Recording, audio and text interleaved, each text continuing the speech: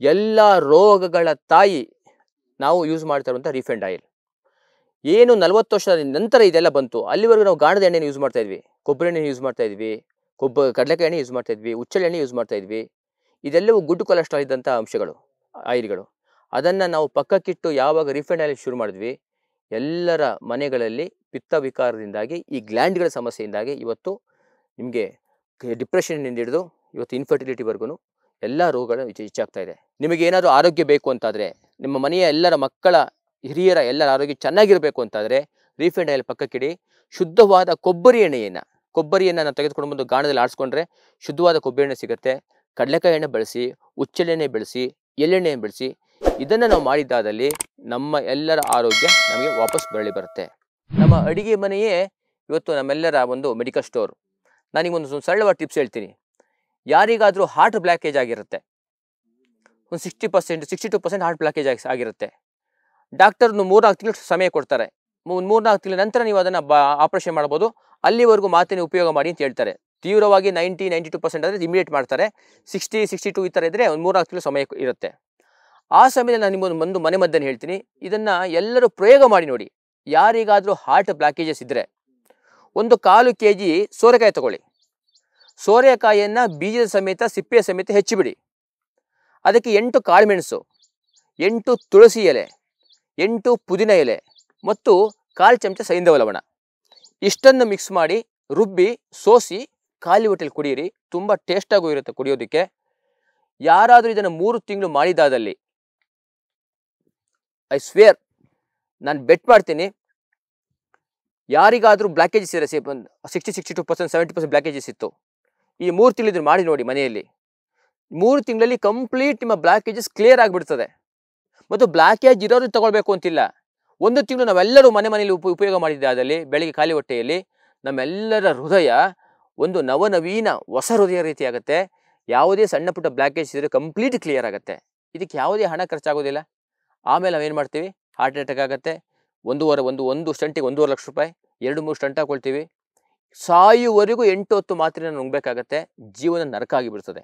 ಅಂದರೆ ಪ್ರಾರಂಭದಲ್ಲೇ ನಾವು ಈ ಸರಳ ವಿಧಾನವನ್ನು ಅನುಸರಿಸ್ಕೊಂಡ್ರೆ ಹೃದಯದ ಯಾವುದೇ ಸಮಸ್ಯೆಯನ್ನು ನಾವು ಕಂಪ್ಲೀಟ್ ದೂರ ಮಾಡ್ಬೋದು. ಹಾಗೆ ಹೃದಯ ಸ್ನಾಯುಗಳನ್ನು ಬಲ ಮಾಡಲಿಕ್ಕೆ ನಮ್ಮಲ್ಲಿ ಹಲವಾರು ಚಕ್ಕೆಗಳಿವೆ. ಅರ್ಜುನ ಚಕ್ಕೆಯನ್ನು ಕಷಾಯ ಮಾಡ್ಕೊಂಡು ಕುಡಿದ್ರೆ ಹೃದಯದ ಸ್ನಾಯುಗಳು ಅತ್ಯಂತ ಬಲಿಷ್ಠ ಆಗುತ್ತೆ. ಯಾವುದೇ ಕಾರಣಕ್ಕೂ ಹೃದಯ ದುರ್ಬಲ ಆದಾಗ ಹಾರ್ಟ್ ಅಟ್ಯಾಕ್ ಆಗುತ್ತೆ, ಸ್ನಾಯುಗಳು ದುರ್ಬಲ ಆದಾಗ ಹಾರ್ಟ್ ಅಟ್ಯಾಕ್ ಆಗುತ್ತೆ. ಹೃದಯ ಸ್ನಾಯು ಬಲವಾಗಿತ್ತು ಅಂತಂದಾಗ ಹೃದಯದ ಆ ಒಂದು ಸಮಸ್ಯೆ ನಮ್ಮನ್ನು ದೂರ ಆಗುತ್ತೆ. ಹೀಗೆ ಪ್ರತಿಯೊಂದಕ್ಕೂ ಸಹ ನಮ್ಮಲ್ಲಿ ಮುಂಜಾಗ್ರತಾ ಕ್ರಮವಾಗಿ ನಾವು ಇದನ್ನು ತೆಗೆದುಕೊಂಡಿದ್ದಾದಲ್ಲಿ ಯಾವುದೇ ಸೈಡ್ ಎಫೆಕ್ಟ್ ಇಲ್ಲ. ಮತ್ತು ನಾವು ಅಲೋಪತಿಯಲ್ಲಿ ನಮ್ಗೆ ಅನಾರೋಗ್ಯ ಆದಮೇಲೆ ಆ ಮಾತ್ರೆ ತಗೊಳ್ತೀವಿ, ಆಮೇಲೆ ಆರೋಗ್ಯ ಹೋಗುತ್ತೆ. ಅದಿಲ್ಲಿ ಹಾಗಲ್ಲ. ಒಬ್ಬ ಆರೋಗ್ಯವಂತನೂ ಸಹ ಈ ಔಷಧಿಗಳನ್ನ ಬಳಸ್ಬೋದು. ರೋಗಿ ಬಳಸಿದ್ರೆ ರೋಗ ದೂರ ಆಗುತ್ತೆ. ಆರೋಗ್ಯವಂತ ವ್ಯಕ್ತಿ ಇದನ್ನು ಬಳಸಿದರೆ ರೋಗ ಬರೋದನ್ನು ನಾವಿಲ್ಲಿ ತಡಿಬೋದು.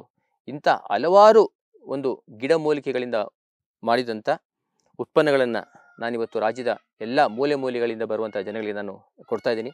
ಹಾಗೆ ಶುಗರ್ ಅಷ್ಟೇ ಸಮ ಪ್ರಮಾಣವಾಗಿ ತುಂಬ ಕಾಡ್ತಾ ಇರುವಂಥ ಸಮಸ್ಯೆ ಇವತ್ತು ಥೈರಾಯ್ಡ್. ಪ್ರತಿ ಮನೆಯಲ್ಲೂ, ಅದರಲ್ಲೂ ಹೆಣ್ಣು ಮಕ್ಕಳು ತುಂಬ ಈ ಒಂದು ಸಮಸ್ಯೆಯಿಂದ ಬಳಲ್ತಾ ಇದ್ದಾರೆ. ಅದು 25 mgಯಿಂದ ಶುರುವಾದಂಥ ಮಾತ್ರೆ ಸಾಯುವವರೆಗೂ ತೆಗೆದುಕೊಳ್ಬೇಕು. 200 mgವರೆಗೂ ಅದು ರೈಸ್ ಆಗುತ್ತೆ. ಒಂದು ಸರಳವಾದಂಥ ನಾನು ಒಂದು ಟಿಪ್ಸನ್ನು ಹೇಳಿಕೊಡ್ತೀನಿ, ದಯವಿಟ್ಟು ಎಲ್ಲರದನ್ನು ಫಾಲೋ ಮಾಡಿ. ಯಾರ್ಯಾರಿಗೆ ಥೈರಾಯ್ಡ್ ಇದೆ ಅವರು ಬೆಳಗ್ಗೆ ಖಾಲಿ ಹೊಟ್ಟೆದಲ್ಲಿ 2 ಸ್ಪೂನು ಜೇನುತುಪ್ಪ, ಇದು ಶುಗರ್ ಪೇಷಂಟ್ಗಳಿಗೆ ಅನ್ವಯ ಆಗೋದಿಲ್ಲ, ಯಾರು ಶುಗರ್ ಇರೋದಿಲ್ವೋ ಅವರು 2 ಸ್ಪೂನ್ ಜೇನುತುಪ್ಪಕ್ಕೆ 1 ಪೂರ್ಣ ಲಿಂಬೆಹಣ್ಣನ್ನು ಹಿಂಡ್ಕೊಳ್ಬೇಕು. ಅದಕ್ಕೆ ಸ್ವಲ್ಪ ನೀರನ್ನು ಹಾಕ್ಕೊಂಡು ಖಾಲಿ ಹೊಟ್ಟೆಯಲ್ಲಿ ಕುಡಿಬೇಕು. ಮತ್ತು ದಿನದ ಯಾವುದಾದ್ರೂ ಸಮಯದಲ್ಲಿ 24 ಗಂಟೆಯಲ್ಲಿ ಯಾವುದಾದ್ರೂ ಸಮಯದಲ್ಲಿ 10 ml ಶುದ್ಧವಾದ ಕೊಬ್ಬರಿ ಎಣ್ಣೆಯನ್ನು ನೇರವಾಗಿ ಸೇವಿಸಬೇಕು. 1 ಸ್ಪೂನಲ್ಲಿ ನೇರವಾಗಿ ಕೊಬ್ಬರಿ ಎಣ್ಣೆ ಸೇವಿಸಬೇಕು. ಹಾಗೆ ಒಂದು ಸರಳ ಪ್ರಾಣಾಯಾಮನ ಹೇಳಿಕೊಡ್ತೀನಿ, ಯಾವ ಬೇಕಾದ್ರೂ ಮಾಡ್ಬೋದು ನೀವು. ಊಟ ಆದ ಅರ್ಧ ಗಂಟೆ ನಂತರ, ಊಟ ತಕ್ಷಣ ಮಾಡಬಾರ್ದು, ಅರ್ಧ ಗಂಟೆ ನಂತರ. ಆಫೀಸಲ್ಲಿ ಕೂತಿರ್ತೀರಿ, ಟಿ ವಿ ನೋಡ್ತಾ ಇರ್ತೀರಿ, ಅಥವಾ ಇನ್ನೆಲ್ಲೋ ಟ್ರಾವೆಲ್ ಮಾಡ್ತಾ ಇರ್ತೀರಿ, ಅತ್ಯಂತ ಸರಳವಾದ ಒಂದು ಪ್ರಾಣಾಯಾಮ. ನೇರವಾಗಿ ಕೂತ್ಕೊಳ್ಬೇಕು. ಕೂತ್ಕೊಂಡು ಉಸಿರನ್ನು ಎಷ್ಟು ಸಾಧ್ಯ ಉಸಿರನ್ನು ತೆಗೆದುಕೊಳ್ಬೇಕು. ಉಸಿರು ತೆಗೆದುಕೊಂಡು ಉಸಿರನ್ನೇ ಬಿಡ್ತಾ ಗದ್ದವನ್ನು ಇಲ್ಲಿ ಒತ್ತಬೇಕು. ಗದ್ದವನ್ನು ಒತ್ತಿಟ್ಕೊಳ್ಬೇಕು. 10 ಎಣಿಸ್ಬೇಕು. 1 2 3 4 ಮನ್ಸಲ್ಲಿ ಅಥವಾ 10 ಎಣಿಸ್ಬೇಕು.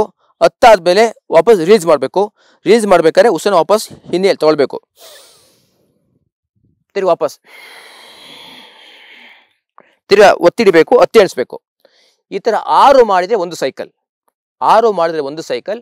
ಈ ಥರ ದಿನದಲ್ಲಿ 4 ಬಾರಿ ನೀವು ಯಾವುದಾದ್ರೂ ಸಮಯದಲ್ಲಿ ಮಾಡ್ತಾ ಬಂದರೆ ಯಾವ ಗ್ಲ್ಯಾಂಡು ಇಲ್ಲಿ ಇದೆ ಆ ಗ್ಲ್ಯಾಂಡು ವಾಪಸ್ ಅದು ಪ್ರಚೋದನೆಗೊಳಗಾಗುತ್ತೆ, ವಾಪಸ್ ಅದರ ಕ್ಷಮತೆಯ ಕೆಲಸವನ್ನು ಮಾಡಲಿಕ್ಕೆ ಶುರು ಮಾಡುತ್ತೆ. ಸಾಧ್ಯವಾದಷ್ಟು ಈ 2 ಟಿಪ್ಸ್ಗಳನ್ನು ನೀವು ನಿರಂತರವಾಗಿ ಮಾಡ್ತಾ ಬನ್ನಿ. ಆಮೇಲೆ ಸಹಜವಾಗಿ ನೀವೇ ಮಾತ್ರೆ ಕಮ್ಮಿ ಮಾಡ್ತಾ ಬರ್ತೀರಿ. ಒಂದು ಮಾತ್ರೆ ಇದ್ದರೆ ಅರ್ಧ ಮಾಡ್ತಾ ಬನ್ನಿ. ಆಮೇಲೆ ಸ್ವಲ್ಪ ದಿನ ಆದಮೇಲೆ ನಿಮ್ಮ ಮಾತ್ರೆ ನೀವೇ ಬಿಡ್ಬೋದು, ಡಾಕ್ಟರ್ ಸಲಹೆ ಮೇಲೆ ನೀವೇ ಬಿಡ್ಬೋದು. ಇದು ತುಂಬ ಉಪಯೋಗ ಆಗುವಂಥ, ಥೈರಾಯ್ಡಿಗೆ ಉಪಯೋಗ ಆಗುವಂಥ ಒಂದು ವ್ಯಾಯಾಮ. ಯಾರಿಗಾದರೂ ಥೈರಾಯ್ಡಿಗೆ ಔಷಧಿ ಬೇಕು ಅಂತಂದರೆ ಆ ಔಷಧಿಯನ್ನು ನಾವು ಕೊಡ್ತೀವಿ, ನಮ್ಮನ್ನು ಬೇಕಾದ್ರೆ ಸಂಪರ್ಕ ಮಾಡಬಹುದು.